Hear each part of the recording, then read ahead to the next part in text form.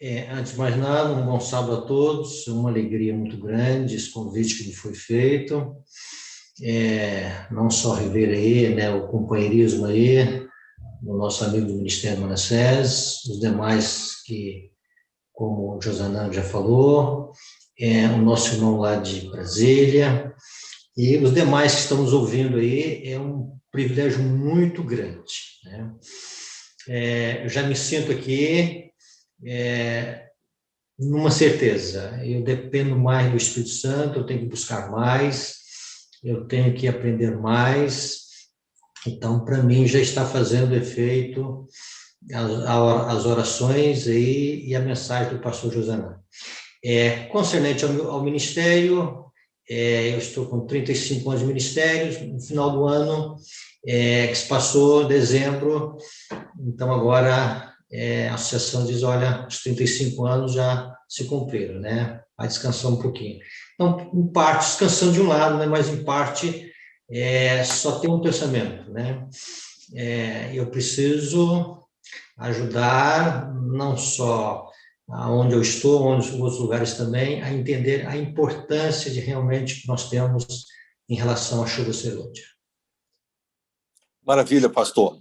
Bom, a dinâmica aqui vai ser um pouco diferente, vamos ter aqui uma dinâmica de um bate-papo, não é? Nós vamos conversar e vamos aqui tentar obter, né, do conhecimento do nosso querido pastor Jorge as informações necessárias. Eu estou aqui de olho também no chat aí do YouTube, né, de olho, se você tiver aí alguma pergunta, e eu vou fazendo aqui a triagem, tá bom? Nós temos aqui uma série de questões para a gente poder conversar aqui com o pastor Jorge, e eu quero começar, pastor Jorge, te perguntando o seguinte: pode ser que tenha aqui algum amigo, alguma amiga pensando assim, mas o que é chuva serôdia? Alguém disse temporã, serôdia, né? No mundo evangélico isso não é tão comum, essas expressões não são tão comuns, né? Alguns movimentos carismáticos, católicos, até falam sobre chuva serôdia, e a gente encontra muito raramente por aí esses termos. Chuva temporã, chuva serôdia, é mais comum a gente ouvir falar sobre Pentecostes e tal, mas essa chuva, vamos conceituar um pouquinho, pastor? O que significam esses termos? Chuva temporã, chuva serôdia, como que funciona isso, por gentileza? Nós temos que visualizar, primeiramente, a questão da natureza. E temos que pensar no Oriente, as chuvas recebendo a chuva que caía para regar o solo e a germinação da semente, ela recebia esse termo temporã. E à medida, então, que a planta ia se desenvolvendo e chegando à sua fase da frutificação, a última chuva que caía, a chuva para o amadurecimento do grão, essa chuva é chamada serôdia. Então, vamos lá. A chuva para germinação e crescimento, né, da erva é temporã. E a que vem para preparar o grão para a colheita, amadurecer o grão para a colheita, serôdia. Esses termos, eles representam o ministério do Espírito Santo em nossa vida. Também nós podemos ver essas duas chuvas em termos inaugural, dentro do contexto de Atos 2, tá? Quando a chuva temporã foi ali derramada sobre os apóstolos, sobre um grupo ali de pessoas que estavam buscando o poder do Espírito Santo. Ali nós podemos ver uma confirmação dos altos céus de que o ministério de Cristo foi aceito nas cortes celestiais e Deus, então, estava agora derramando a plenitude do Espírito Santo na chuva temporã, que é para nós o início da pregação do Evangelho. E quando se fala da chuva serôdia, nós temos que entender também agora no momento final. Então, a bênção, ela vem do santuário celestial. Do último momento em que Jesus está no compartimento, e quando se fala de compartimento, é do último compartimento do santuário, Santo dos Santos, ou Santíssimo. Então, dali, então, a bênção é derramada para que a mensagem do terceiro anjo, ou ainda, podemos dizer, a mensagem dos três anjos que estão intimamente relacionadas, elas possam ser soadas com o alto clamor.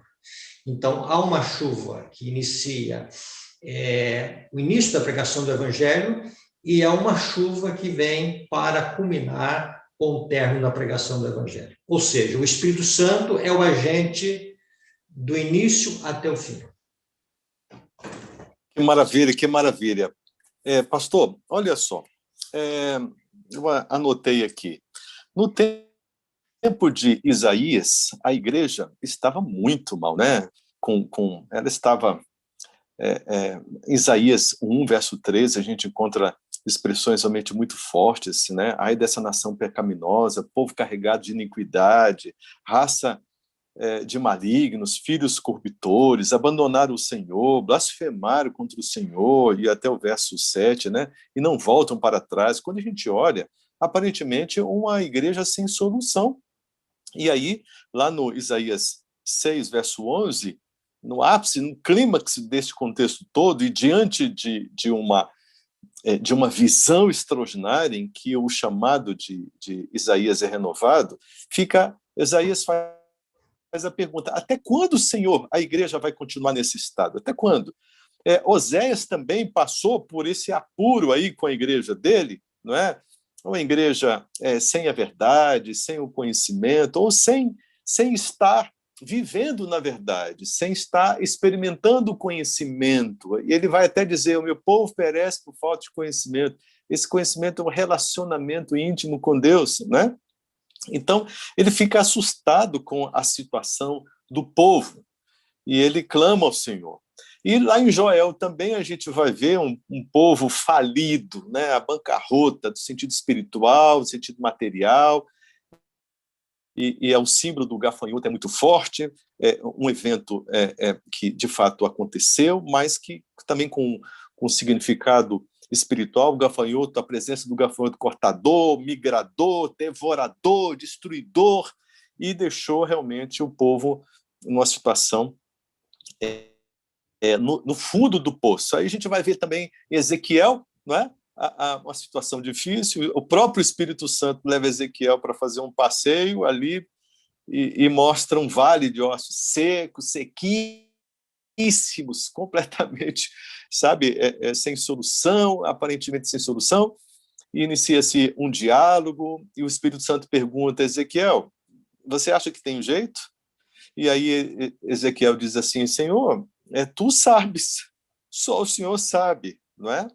E depois a gente né, seguindo nessas histórias, a gente vai ver que na história de Isaías, lá em Isaías 32:15, a solução é apresentada: e derramarei sobre vós, né, o meu espírito, e derramarei sobre vocês o meu espírito, e ele será derramado, né, como chuva serôdia. E depois, para Oséias, a solução vem, Oséias 6:3, e conhecendo, e prosseguindo, e conhecer como a alva é certa, virá sobre vocês a chuva serôdia. Depois o Joel também, né, a promessa da chuva serôdia, em que foi até apontado por Pedro o seu cumprimento lá no Pentecostes.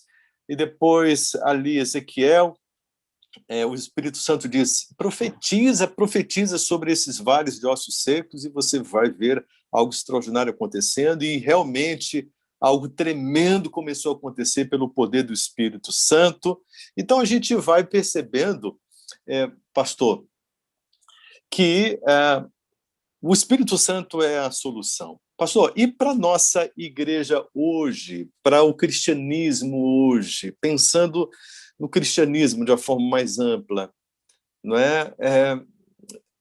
Continua sendo uma solução? E se é uma solução, que tipo de solução é essa? O que o Espírito Santo planeja? O que ele pode fazer por nós como igreja, se estamos percebendo que né? Que há uma letargia espiritual, um desânimo, etc. E nessa Covid-19, muita gente se afastou e não voltou mais, se desligou, e tem muita gente desanimada por aí. Pastor, segundo aí o seu conhecimento bíblico, de que forma o Espírito Santo é para nós também uma solução?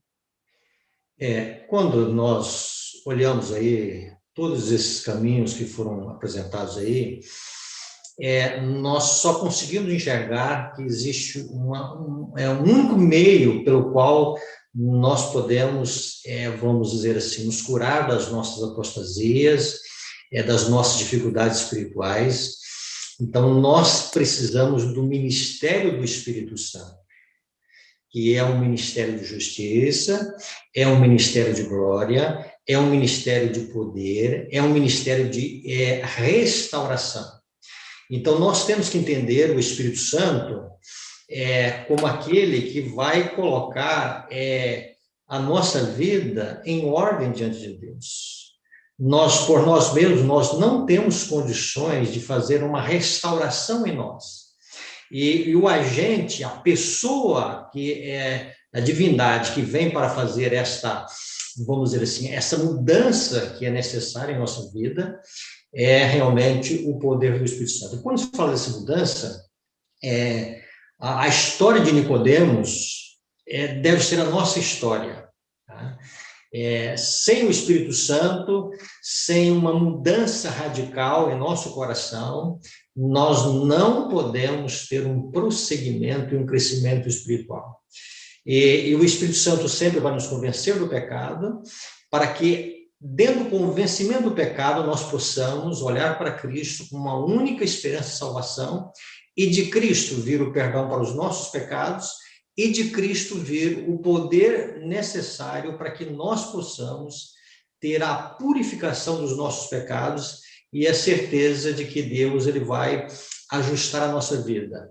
Então, a nossa maior necessidade, a nossa maior carência é a necessidade do Espírito Santo. E tudo que Deus precisa e quer fazer em nossa vida nesse momento é que nós sintamos essa dependência e essa carência do Espírito Santo. E uma vez que nós sintamos essa necessidade, que nós somos enfermos, que nós estamos doentes espiritualmente no contexto laodiceano, aí o que acontece? Aí nós recorremos a Cristo, e de Cristo sempre virá a virtude do perdão e a virtude do poder que virá para que nós possamos seguir os caminhos de Cristo, obedecer a sua santa lei e ter a reforma espiritual que Deus tanto almeja que nós tenhamos em nossa vida. Amém. Então, um pouquinho mais sobre o quando. O pastor Josanã disse que não é para o futuro, é para hoje. Como é que é isso? Explica um pouquinho mais, não é? Dentro da teologia adventista, não é para depois do decreto dominical, em algum momento, aí vem a chuva serôdia e resolve tudo. Eu posso esperar a chuva serôdia para hoje? Ela está disponível para hoje? E a partir de quando ela começou a ficar disponível? Quando o ministério do Espírito Santo, ele vamos dizer assim, ele é bem-vindo ao coração. Então, nós temos duas dimensões em relação ao Espírito Santo. Eu posso querer o Espírito Santo, por o Espírito Santo ser o agente da missão. O pastor Josanã disse em outras palavras, eu queria que o Espírito Santo ele atinja o meu vizinho, ele me ajude na capacitação missionária, mas eu necessito do Espírito Santo como o meu reprovador de pecados. Isso não é uma coisa agradável para a natureza humana, né? Deixa eu destacar isso, pastor. Deixa eu destacar. Eu necessito do Espírito Santo como um reprovador dos meus pecados. Isso é muito importante, pastor. Explica um pouquinho. Reprovador. Meu reprovador. E não reprovador do outro, do meu irmão, mas o meu reprovador. Eu quero que o Espírito Santo faça uma obra na igreja, mas eu tenho dificuldade de que ele faça uma obra na minha vida. Então, ele quer fazer, vamos dizer assim, ele quer fazer uma purificação no aposento da minha alma. E na medida em que eu cedo para o Espírito Santo, na medida em que eu tenho o Espírito Santo como um hóspede, bem-vindo. Quando o meu coração cede diante daquilo que ele está provocando sede na minha vida, e aí eu disse, vem Santo Espírito, aí vem assim, aí ele virá para, vamos dizer assim, colocar a casa em ordem. Tá? Então, eu posso dizer que eu tenho 35 anos de ministério, eu posso dizer que batismo nas águas eu tenho 42 anos, tá? Mas uma experiência com o Espírito Santo foi alguns anos atrás, quando o Espírito Santo me visitou numa manhã, e ele é o seguinte, ele mostrou defeito no meu coração que eu nunca havia imaginado, coisas que eu não dava a devida importância, como Deus dá, coisas que aparentemente eram coisas pequenas diante dos olhos de Deus, mas que o Espírito Santo, então, ele me fez ver como grandes coisas malignas e ofensivas a Deus. Então, eu preciso de alguém que ele venha me reprovar. E nessa reprovação, eu recorro, então, à misericórdia de Cristo Jesus, com seu perdão, e de Cristo, então, vem o poder para que eu possa continuar vivendo uma vida em submissão à vontade de Cristo. Pastor, então, se eu não tiver esse agente reprovador, eu não sinto a necessidade. E se eu não sinto a necessidade, clamar, suplicar, implorar, para quê? Se eu não sinto a necessidade. Mas se eu abro meu coração para que este agente celestial reprovador possa me mostrar a minha real condição, porque Deus ele não nos reprova para nos abandonar, ele nos reprova para nos convencer do pecado, da justiça, do juízo, para que nós tenhamos condições de abrir o nosso coração para as provisões extraordinárias da graça. É isso mesmo, pastor? Sim, então veja bem, quando Jesus chega até a samaritana e Jesus vai agora apresentar para ela, e o Desejado das Nações diz como se estivesse folheando a vida dela ali, que ela chamasse o marido, e ela vai dizer, não tenho marido, e Jesus vai dizer, dissesse a verdade, porque já tivesse 5, e o que agora tens não é teu marido, naquele momento ela foi exposta por um momento à ira de Deus. Para quê? Para que ela pudesse ter a necessidade de um redentor na sua vida. Então, quando ela olhou para Cristo, ela viu em Cristo alguém agora mais do que um profeta. Ela agora viu como seu Salvador. Então, esta é a função do Espírito Santo. Nos convence do pecado, do pecado, da justiça e do juízo. E quando ele nos convence do pecado, da justiça e do juízo, ele nos coloca diante da ira de Deus. Mas, ao mesmo tempo que nos coloca diante da ira de Deus, ele nos coloca o seguinte, suplicando a misericórdia e o perdão que é em Cristo. E Cristo, ele é rico, ele é pleno em nos perdoar. Tá? E se tem uma coisa que Deus não deixa para amanhã, é quando um coração chega contrito, arrependido, desesperado, suplicando misericórdia. Então, de Cristo, então, sai extravasa a misericórdia para o pecador contrito e arrependido. Então, a função do Espírito Santo é nos levar sempre para Cristo. Ok, essa é a função do Espírito Santo, sempre nos levar para Cristo. Ele nos convence do pecado, ou seja, que nós precisamos possuir, né, aceitar o Cordeiro de Deus, o seu sacrifício definitivo, né, vicário, na cruz do Calvário. Nós precisamos aceitar Cristo Jesus, o seu trabalho de intercessão, essa justiça incrível, inclusive isso vai ser oferecido de uma forma especial também para a Laodiceia, essas vestes de Cristo Jesus, não é?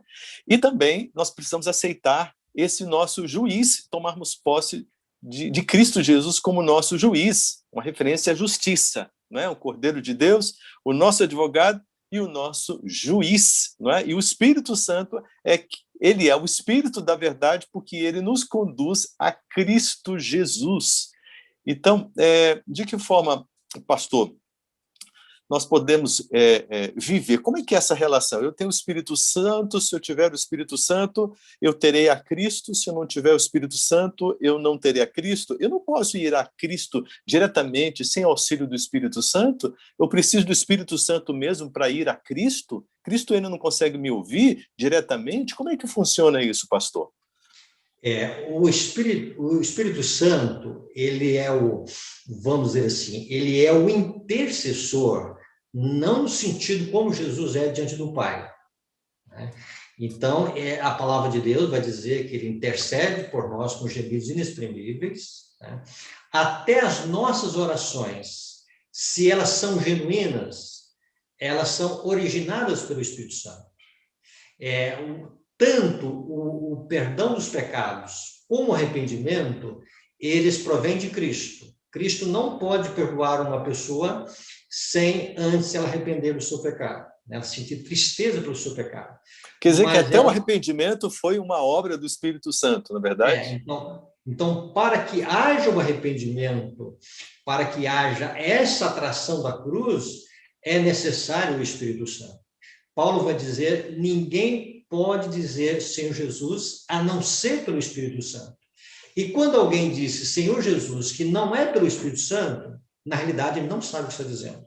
Então, o Espírito Santo é o grande ajudador para que nós possamos apreciar o sacrifício que foi feito na cruz do Calvário, para que nós possamos entender a importância de Cristo, e quando nós, então, começamos agora na dependência do Espírito Santo, quanto mais oramos pelo poder do Espírito Santo, quanto mais nós queremos o poder do Espírito Santo, maior é o amor por Jesus, maior é o desejo que Jesus seja glorificado, maior é o desejo em que a alma ela se volte completamente para Cristo, como o sacrifício todo suficiente para que nós possamos chegar no céu, e de Cristo nós possamos receber sempre virtudes.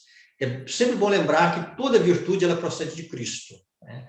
E uma vez procedendo de Cristo, o Espírito Santo ele é dado para que a gente chegue até Cristo, e de Cristo nós tenhamos, então, vamos dizer assim, a ação do Espírito Santo em nossa vida para corrigir os nossos males. Daí a expressão fruto do Espírito, Gálatas 5:22. Então, é fruto do Espírito porque é uma obra de gerar Cristo Jesus, o caráter de Cristo Jesus, de produzir o caráter de Cristo Jesus em nossa vida. Então, essa é a explicação. Vamos dizer, a chuva serôdia, vamos dizer, é a plenitude do Espírito Santo. Mas na chuva serôdia, dentro da plenitude do Espírito Santo, nós temos agora que ter aqui duas linhas de pensamento. Uma, em relação à temporã, que é o Espírito Santo corrigir as nossas más tendências, é corrigir os nossos males, é corrigir os nossos defeitos de caráter. E o que é a chuva serôdia? A chuva serôdia, a serva do Senhor vai chamá-la de uma chuva aperfeiçoadora. Oséias vai dizer que é uma chuva de justiça. Então, Deus vai completar aquilo que a temporã fez. Deus vai aperfeiçoar aquilo que a temporã fez. Então, Deus agora, quando ele derrama a plenitude do seu Espírito, na realidade, também nós podemos dizer que na plenitude do seu Santo e Bom Espírito está a presença pessoal de Jesus. Cristo se faz presente em nossa vida, através da dádiva do Espírito. Por isso que Satanás tenta, de uma forma ou de outra, reduzir o Espírito Santo a uma mera influência.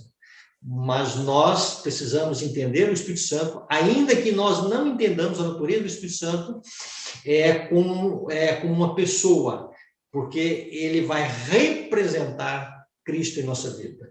Então, quem vai representar não é uma influência, é uma pessoa, a pessoa do Espírito Santo.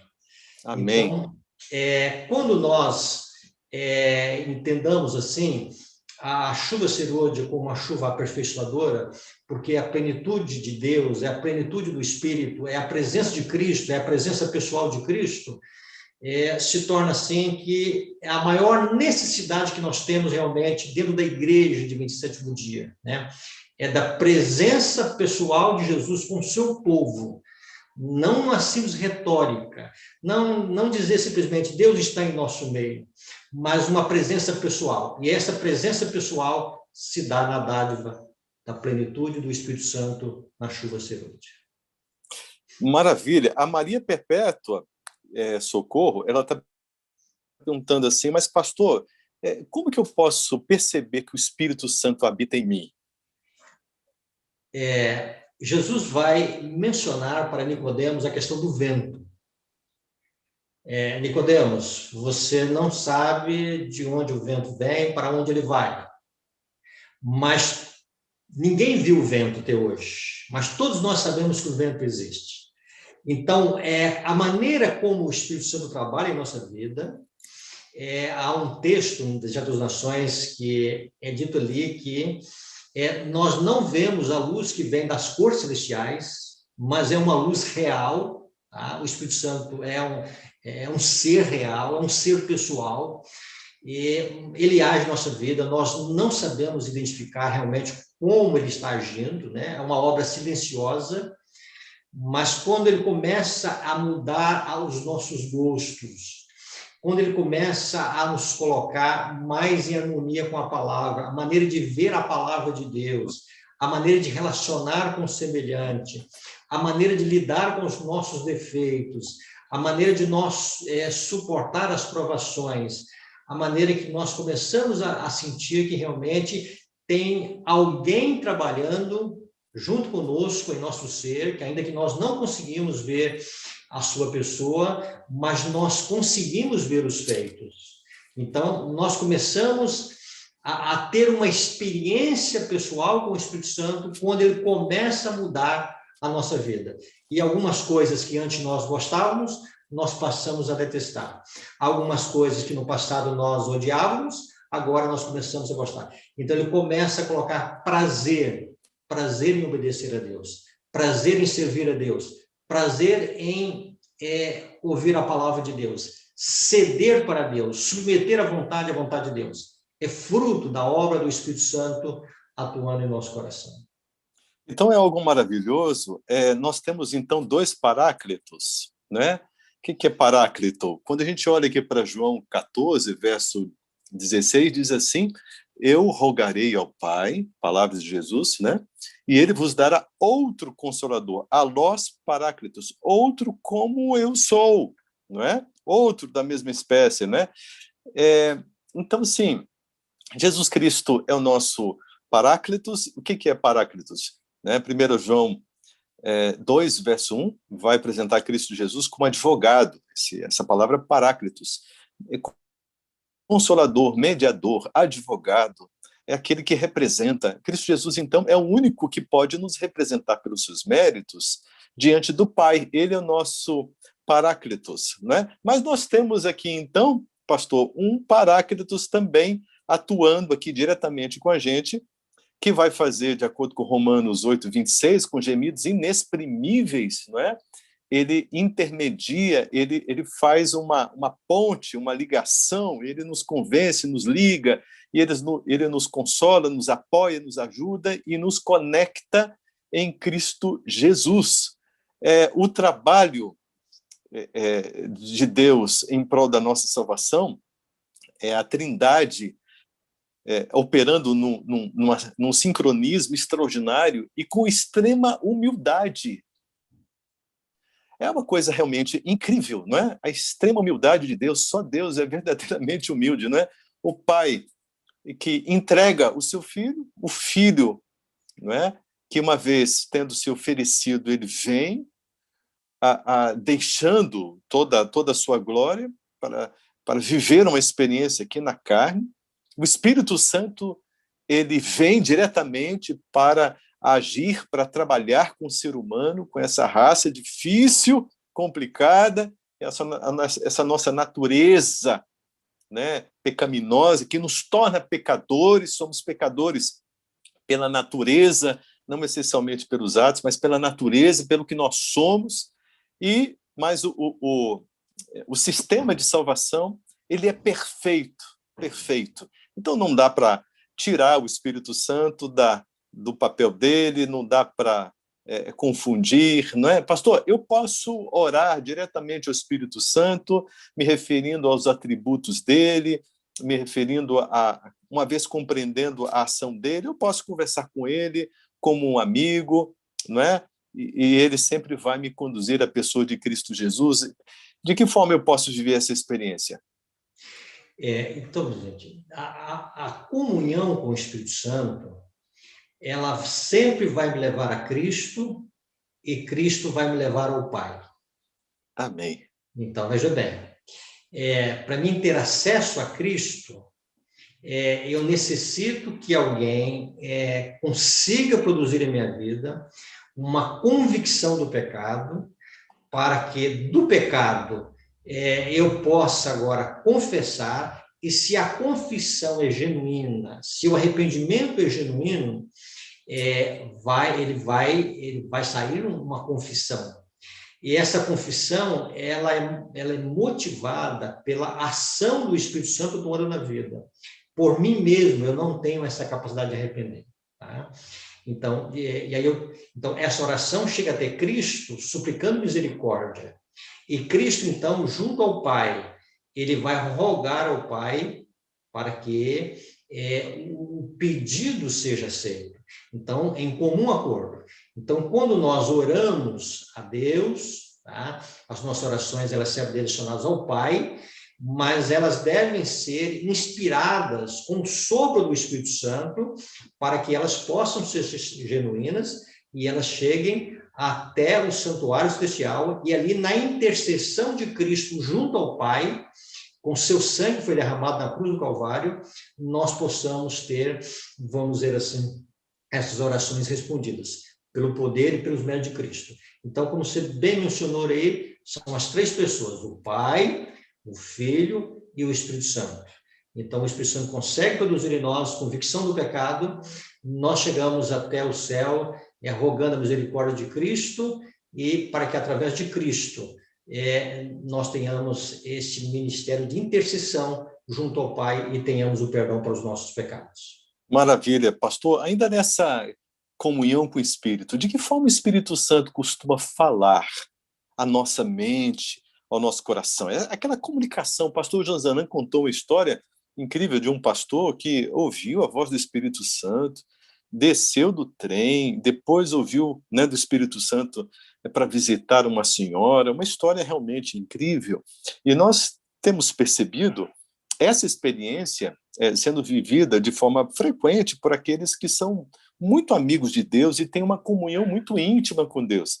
Mas fale um pouquinho, de que forma a gente pode efetivamente ouvir a voz do Espírito Santo? Como é que é? Como é que ele fala? Né? Como é que ele fala? De que forma isso acontece?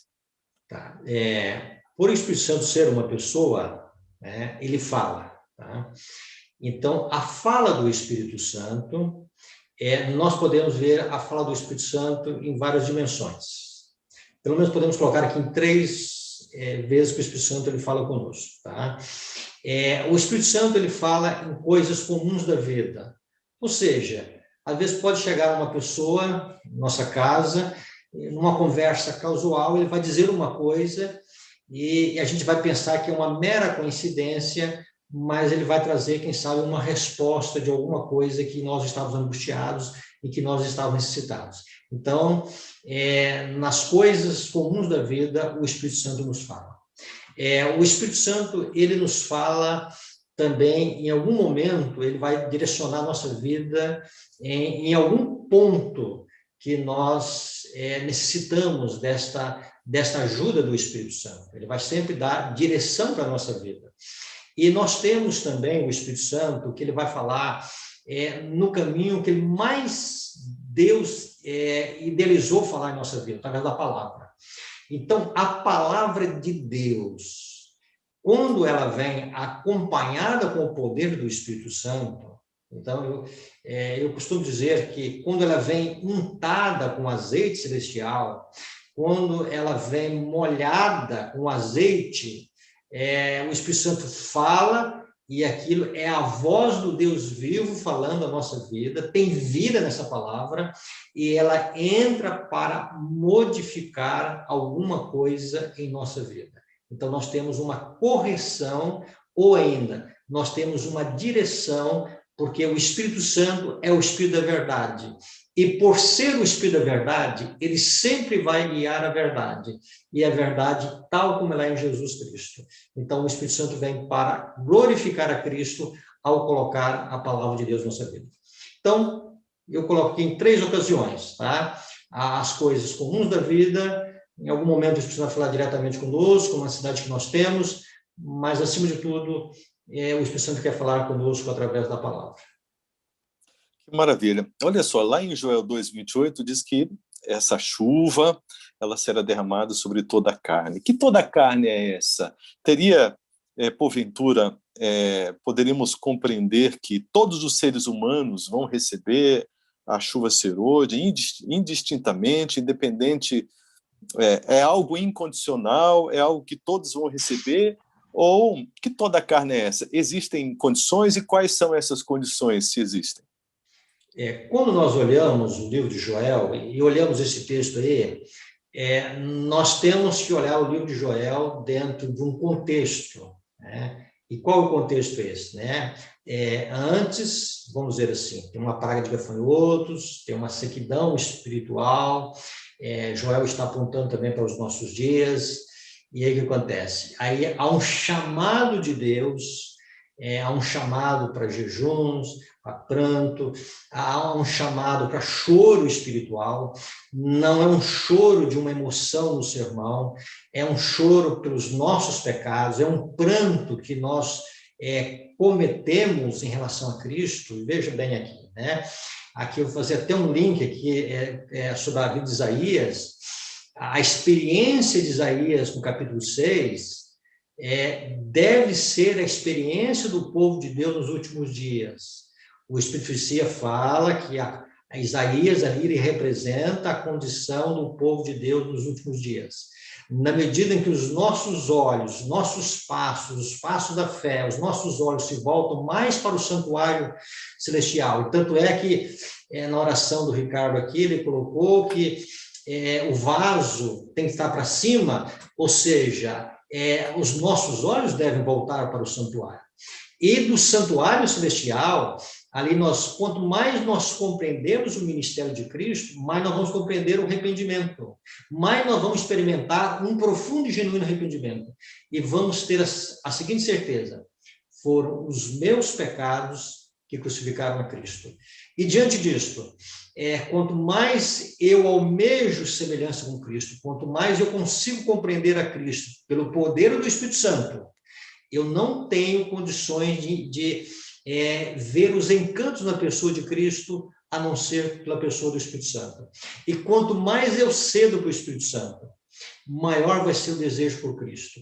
E quanto maior é o desejo por Cristo, maior é o arrependimento, maior é a tristeza pelo pecado, mais profunda e genuína é a conversão da minha alma. E o que diante disso acontece? Então, este é o caminho preparatório para a chuva serôdia. Então, quando Joel fala que o Espírito Santo vai ser derramado sobre toda a carne, será sobre aqueles que se humilharam diante de Deus, cumpriram as condições pelas quais eles pudessem estar nessa condição ali, vamos dizer, é o efeito da chuva serôdia.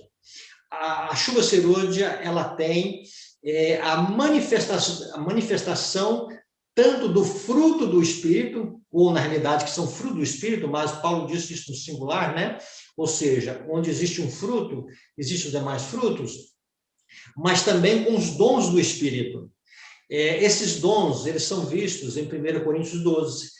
E dentro desses dons estará o Espírito de profecia. Agora vamos esclarecer isso aqui, tá? O Espírito de profecia já foi dado à igreja adventista na questão da serva do Senhor. Para que nós temos o dom profético que foi manifesto em Ellen White? Para corrigir os nossos males, para corrigir o nosso caráter. E para que Deus, então, vai dar o Espírito de profecia? E quando nós olhamos Joel 2 ali é a manifestação do Espírito de profecia ali. Para que Deus vai dar essas características ali de visões, sonhos, que são características dos profetas? Porque nós teremos o dom de profecia, ou seja, a ação do Espírito Santo agora, não para corrigir os nossos males. A chuva temporânea já fez isso, mas para ajudar o mundo agora a entender os seus erros. Então, nós vamos anunciar a mensagem de Deus com uma voz humana, mas quem vai falar através dessa humana é Deus, né? O Espírito Santo é quem falará em voz. Então, se o mundo rejeitar a última mensagem, o mundo estará rejeitando o próprio Deus. estará rejeitando a última mensagem de misericórdia, numa demonstração do amor de Deus. Então, os frutos do Espírito vão se apresentar na vida do povo de Deus, mas também os dons espirituais vão se manifestar de uma forma muito abrangente nos últimos dias. Tá? E entre eles, o dom profético, que ali Joel fala do dom profético. E, voltando a repetir, o dom profético, no momento final, não é para corrigir os nossos males, é para corrigir agora os males daqueles que precisam ainda, na hora 1/10, na hora final, entender que ainda há uma porta de misericórdia para aqueles que não conhecem a amplitude dos requisitos de Deus, para aqueles que ainda não viram toda a luz sobre a terceira mensagem angélica, para aqueles que não viram a luz sobre os mandamentos de Deus, para aqueles que ainda não viram a importância do sábado. Para o povo de Deus, a chuva serôdia, ela vem, ela cai, e quando ela cai, é a confirmação no santuário celestial que nós fomos aceitos por Deus. Se eu não receber a chuva serôdia, significa que eu estarei fora do plano de Deus. Significa que o meu nome foi rejeitado na corte celestial. E aí Deus, então, agora, ele terá, vamos dizer assim, a manifestação desses dons, para que, através desses dons, nós possamos levar a última mensagem para este mundo. E o que vai acontecer, então? Assim que todos ouvem a terceira mensagem angélica, fecha a porta da graça. Mas lembrando, a porta da graça primeiro fecha para o povo adventista. Arrependei-vos, convertei-vos, para que sejam cancelados os vossos pecados e venham da presença do Senhor os tempos de refrigério. Arrependimento, conversão, arrependimento, tristeza pelo pecado, conversão, frutos do arrependimento, reforma espiritual, cancelamento de pecados, expiação, santuário celestial, refrigério, a dádiva da chuva serôdia. Então, espero que não tenha criado alguma confusão aí, né? Mas nós precisamos entender isso, né? Como povo de Deus. Perfeito. A chuva serôdia é um marco divisor na igreja adventista. Não digo um marco divisor mais adiante, mas hoje ela está sendo. Se o meu coração não está tendo o interesse pela chuva serôdia, se o meu coração não está vamos dizer assim, querendo a chuva serôdia, não simplesmente como um poder, mas a chuva serôdia como a presença de Cristo em minha vida, é sinal de que o Espírito Santo está trabalhando pouco na minha vida. Essa evidência de que realmente eu tenho dado pouco para Deus do meu coração. É sinal de que ainda eu estou contentando com uma superficialidade na vida cristã, sem querer realmente uma experiência genuína com as coisas de Deus. E, quando digo uma experiência genuína com as coisas de Deus, experimentar um aprofundamento do que é realmente as minhas iniquidades diante dos olhos de Deus, para que elas sejam confessadas e abandonadas. Amém, amém. Essa busca pelo Espírito Santo, ela deve ser pessoal, íntima, e eu preciso ficar perseverando em oração, porque Atos 1, apresenta ali os discípulos perseverando unanimemente, ali no grupo, clamando por esta chuva. Qual é a melhor indicação? Eu posso pedi-la sozinho, perseverar, é uma questão só minha, é uma questão isolada, ou eu preciso fazer isso em grupo? Como é que funciona isso, pastor? Já caminhando aqui para a conclusão. Então eu vejo assim, como é que Deus está trabalhando com essa igreja. Tá? Quando nós olhamos a parábola das 10 virgens, as 10 virgens, elas estão adormecidas, todas, os dois grupos. Então, a igreja adormecida. E elas acordam com o grito do noivo, e nesse grito do noivo, elas acordam, um grupo está preparado, outro grupo não está preparado. Mas como um grupo, se todos estão dormindo, como é que um grupo está preparado para a emergência, para a crise? Tá? Aí, veja bem, então, o Espírito Santo, ele está despertando dentro da igreja de Deus, ele está deixando que algumas almas elas possam sentir a necessidade de uma comunhão com o Espírito Santo, e uma vez que na comunhão com o Espírito Santo, entendendo a justiça de Cristo como a única solução para as nossas enfermidades, de Cristo, então, virá toda a virtude. Então, veja bem, então, isso é uma experiência pessoal, tá? Mas, ao mesmo tempo que é uma experiência pessoal, eu costumo dizer que Deus está ligando pontos, né? Veja bem, né? Lá em Brasília tem alguém, tá? Aí em Jacareí tem alguém, aqui em Monte Sião tem alguém, na Bahia tem alguém, na África tem alguém, e no momento final, quanto mais nós vamos aproximando, mais nós vamos experimentando, e cada dia mais também nós vamos sentindo que é a necessidade que nós temos de estar em grupos, orando e pedindo o derramamento do Espírito Santo. Então, eu diria que é uma experiência individual, tá? Eu tenho que experimentar. E eu também temos que dizer que é uma experiência da igreja, é um clamor da igreja. E Deus ele vai conduzir na sua providência divina, na sua mão que está guiando tudo, ele vai guiar um povo que está dando uma ênfase especial no Espírito Santo, e é um povo que está reconhecendo a necessidade do Espírito Santo, e cada dia mais esse povo vai estar unidos em oração, de tal maneira que não vai ser um pedido de um, não vai ser um pedido de outro, mas vai ser um pedido de um grupo que está realmente, vamos dizer assim, na dependência do Espírito.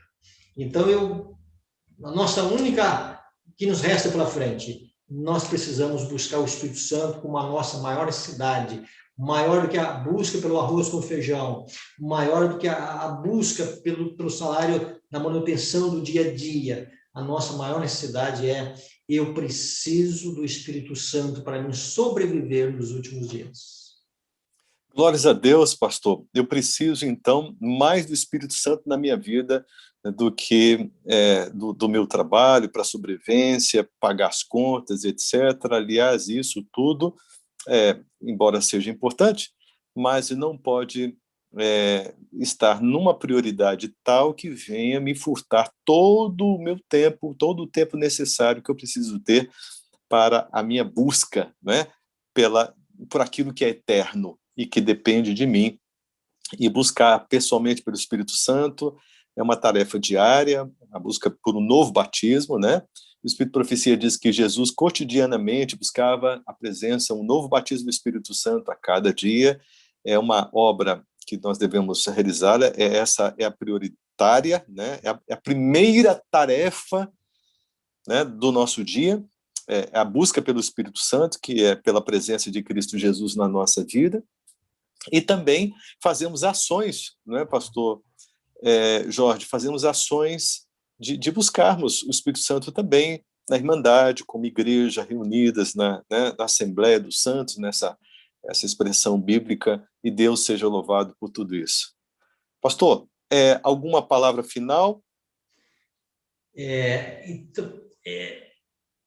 A palavra final, veja bem, eu colocaria a palavra justiça. Justiça. O que é justiça? Justiça é harmonia com a lei de Deus. Justiça e santidade. E aí o Espírito vai ampliar esse conceito de justiça. Justiça é amor. E o amor é a luz e a vida de Deus.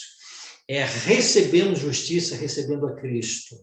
A Bíblia vai dizer: quem tem fome e sede de justiça, que o Espírito Santo, então, ele provoca em nós esse senso, né, da justiça de Cristo em nossa vida. E quanto mais eu busco a Cristo na minha vida, quanto mais eu tenho Cristo no meu coração, quanto mais eu dependo de Cristo, quanto mais o Espírito Santo consegue me usar, maior vai ser o desejo por Cristo. Então, a busca por justiça é uma busca pela plenitude do Espírito. E uma vez nós buscando a plenitude do Espírito, nós estaremos buscando a Cristo, porque Cristo veio na dádiva do Espírito. É uma busca por Cristo, é uma busca por sua justiça. Então, a chuva serôdia é uma chuva de justiça, é uma cobertura de justiça, e é um abrigo de justiça. E é este abrigo que fará com que o povo de Deus não só tenha o poder para dar a mensagem ao terceiro anjo, no alto clamor, mas também o poder que capacita o povo de Deus a atravessar um tempo de angústia, e é o poder que capacita o povo de Deus a ser levado para o céu sem ver a morte.